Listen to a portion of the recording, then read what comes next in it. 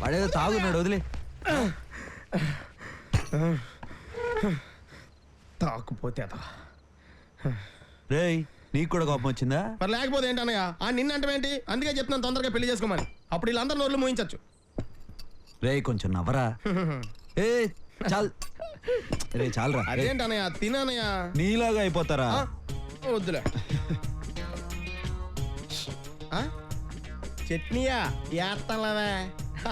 చాలా నెయ్యా ఏత్తలవే? ఓకేనా?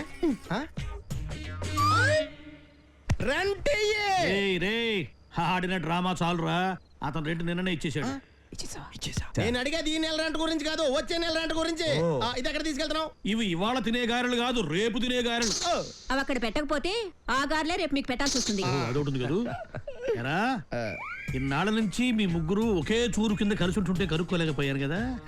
నేనేమో ప్రతి నెల ఈయన రెంట్ అడగటం, ఈయన నేను ఇవ్వను అంటాం, నేను నీకు చెప్పడం, నువ్వేమో పెద్ద పరశురాము లాగా కత్తి తీసుకుని బయలుదేరటం, నువ్వెక్కడ వేసేస్తావు అని చెప్పారని నేను మీ అమ్మని లాయర్కి ఫోన్ చేయమంటాం, తనేమో చీ పోరా అంటాం. ఏవే చీ పోరా అన్నావే గాని ఒరే ఎదవన్నర ఎదవా అసలు విషయం ఇదిరా అని మొగుడికి ఎప్పుడన్నా సారీ అండి. చెప్పే కాళ్ళ మీద పడుతున్నావు? ఓహో, ఈ తప్పు చేసినందుకా? కాదులేండి, మరి ఏ తప్పు చేసినందుకు? మిమ్మల్ని పెళ్లి చేసుకున్నందుకు. నన్నే కదా వస్తున్నా.